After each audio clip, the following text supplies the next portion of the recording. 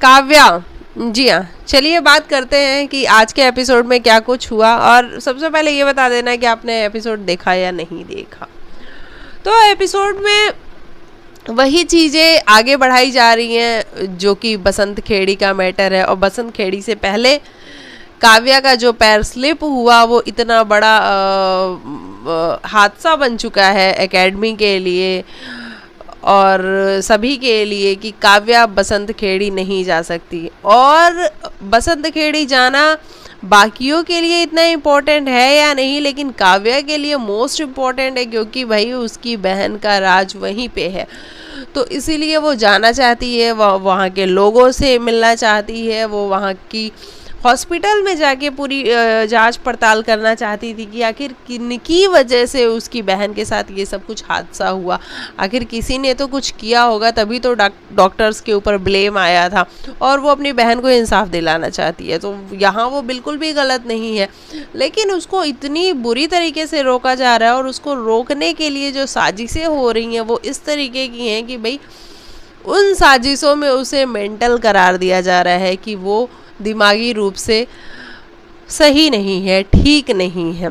और आज तो प्रेस कॉन्फ्रेंस भी हुई और जयदीप सर ने बिल्कुल वही बोला जो कि ये प्रधान जी यानी कि जो नेताजी हैं मिस्कट के फादर, वो जो चाहते थे सेम सेम सेम उन्होंने वही बात बोली कि भाई जो काव्या बंसल है वो बिल्कुल ठीक है, उसका पैर स्लिप हो गया था, लेकिन कुछ चीज़ें हैं जो उसका पहले से बिहेवियर रहा है, उन सब चीज़ों से ये समझ में आता है कि कुछ तो प्रॉब्लम है। हालांकि रिपोर्ट जो है काव्या की वो बिल्कुल फिट एंड फाइन आई है, उसमें कोई दिक्कत नहीं है। डॉक्टर ने बोल भी रखा है कि काव्या बिल्कुल परफेक्ट है और काव्या नंबर 1 कैंडिडेट बनती है बसंत खेड़ी जाने के लिए, वो इतनी फिट है।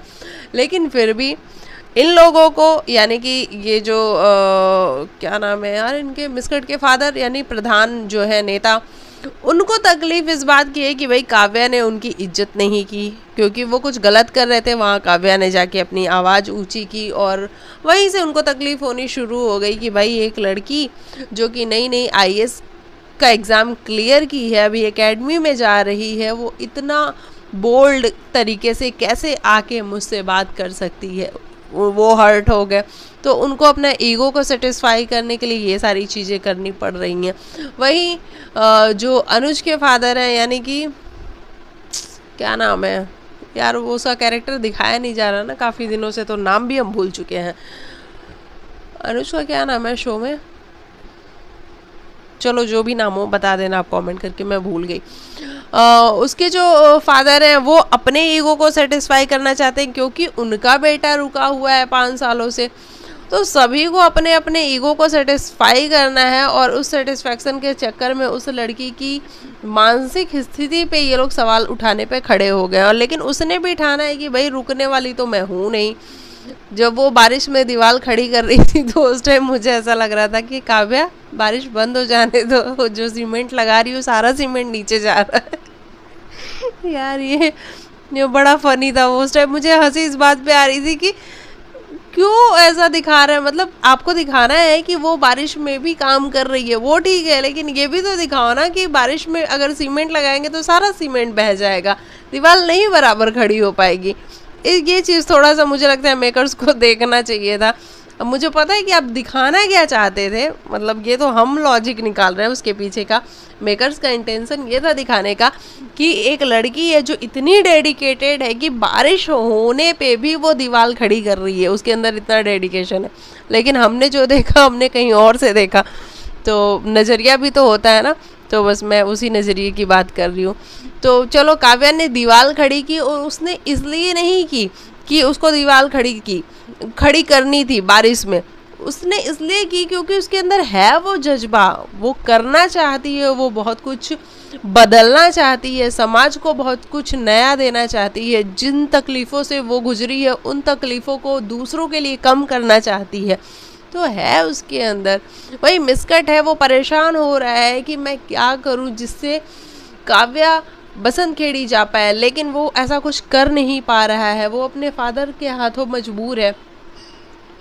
और अपने फ्रेंड की मदद भी उसने की और इस चक्कर में उसने खुद का नाम ले लिया और मिसकट ना बाहर होकर के काव्या बाहर हो गई। तो ये सब कुछ देखना बड़ा दिलचस्प होगा। वैसे मुझे पता है कि काव्या बसंत खेड़ी एट एनी रेट जाएगी ही जाएगी और जाने के बाद वो अपनी बहन को भी इंसाफ दिलाएगी और बहुत सारी चीज़ें जो उसको लाइफ में करनी है वो सारी चीज़ें वो अचीव करेगी। तो यही था आज का एपिसोड। आई थिंक बस यही जंग चालू है, दो पावरफुल लोगों के बीच में एक लड़की फंसी हुई है। वो भी ऐसी लड़की है जिसके पास ज़्यादा सोर्स नहीं है, ज़्यादा पावर नहीं है, ज़्यादा पैसा नहीं है। वो कैसे इन सारी चीज़ों से ओवरकम करती है, ये शो उसी के अराउंड है। तो चलिए मिलते हैं आपको नेक्स्ट वीडियो में। तब तक के लिए बाय बाय, टेक केयर, अपना ख्याल रखें। बाकी आपको क्या है कहना, अपनी राय कमेंट सेक्शन में ज़रूर दें। Take care.